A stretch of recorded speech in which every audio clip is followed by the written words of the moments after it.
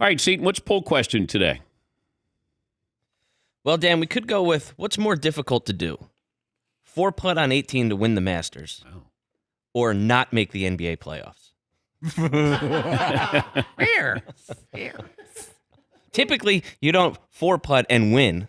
No. Right? No, so that's actually a difficult thing to do. Yeah. And pretty much everybody gets into the NBA playoffs. It's hard not to make the playoffs. I mean, you could lose many, many, many games and still make the playoffs. Yeah.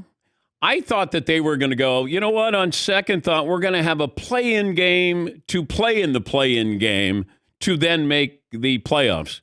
How do we get the Lakers into the postseason? And I started to look at the numbers here because we keep hearing about all the Lakers and all the games they lost to injuries here.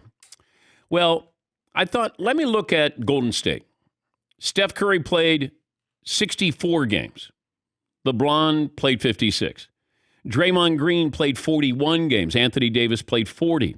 Klay Thompson played 31 games. Russell Westbrook played 78. James Wiseman out for the season, one of their top rookies. The Warriors still qualified for the playoffs. They had 53 wins. The Lakers had 33. So when we go, yeah, they've had a lot of injuries. Okay. But if I start to go star for star, player for player, Golden State had a lot of injuries there. I mean, even the Nets, look at the Nets. They didn't have Kyrie for half the season. Harden was gone. All they do is have KD. KD got hurt. Ben Simmons doesn't play. The Nets made the playoffs. When we want to have excuses, and Frank Vogel paid the price. In fact, after the game, here is Frank Vogel. Now, Woj had a tweet that said Frank Vogel was going to be fired. Don't know if he knew when he was coaching the game, but here's the question, and Frank Vogel, the Lakers head coach. Frank, right at the end of the game, Adrian Wojnarowski tweeted that the Lakers are going to be firing you, a decision they'll let you know tomorrow. Have you communicated with the front office at all about your future? And I guess what's your reaction to hearing that? My reaction is I haven't been told. I'm going to enjoy tonight's game and what our guys did tonight and the way we finished out this season. I'm proud of our guys tonight. That's frustration. You could understand that. And Frank Vogel is a good coach. He didn't build the team, and he did help you win a championship. But their success was predicated on playing defense. That's what Frank Vogel is known for. They play really good defense. Now, we can quibble about his rotations and how we use Russell Westbrook and some of the other players. But Frank Vogel, it's like if I had a bad meal, I'm going to blame the waiter. Well, blame the chef. Well, the front office, those are the chefs. Frank Vogel's the waiter. He's like, what are we serving? We got a rare Russell Westbrook. Oh, okay. How do you like your LeBron done? Oh, is Anthony Davis not on the menu? He's not on the. No, we're not serving Anthony Davis tonight. Frank Vogel did the best that he could. They didn't play defense. They were not inspired. And you can put blame. I'll put blame on LeBron. I'll put blame on the front office here. Because this isn't an aberration.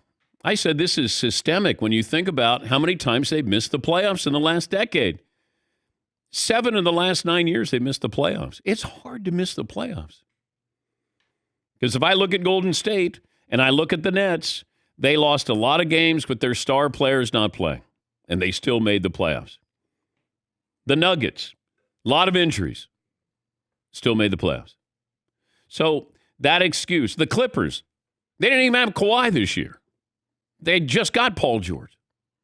They made the playoffs. That excuse will only get you so far. What else do you have there, Seton? Well, just talking about any random NBA team, no one in particular. More to blame for losing, injuries or the coach? But this is not about a specific team. Just any random, just speaking in NBA. Or management. Vaguely. How about management? Or management. Yeah, you could throw management in there.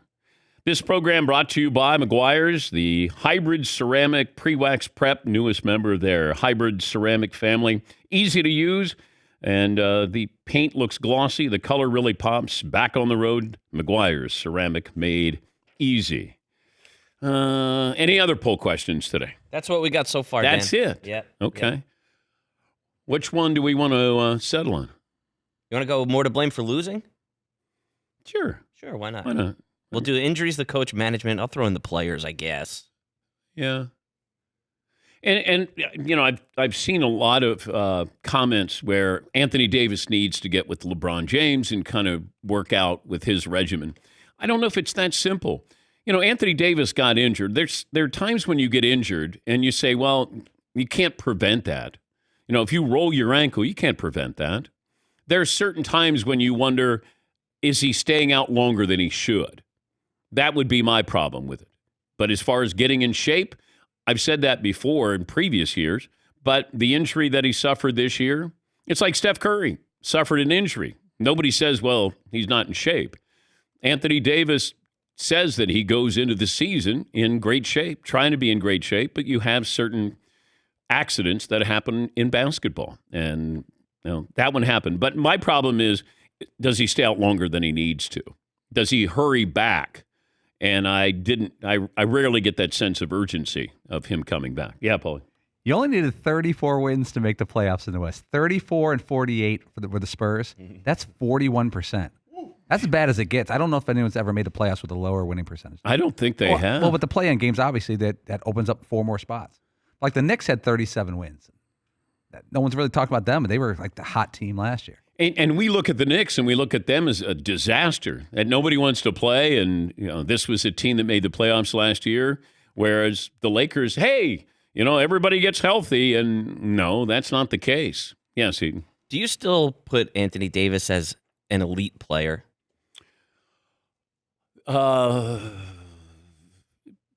Potentially elite. Like when he plays, he can be elite. But you got to be able to play. That. It feels like there's a lot of dudes who've passed him in terms of.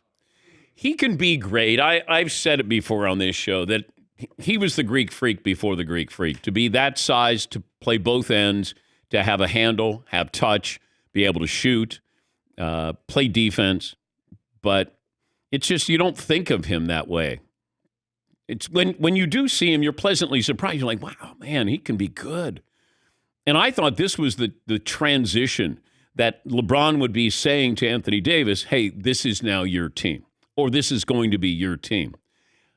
Now they're thinking about, can you unload Anthony Davis in the offseason, Russell Westbrook in the offseason?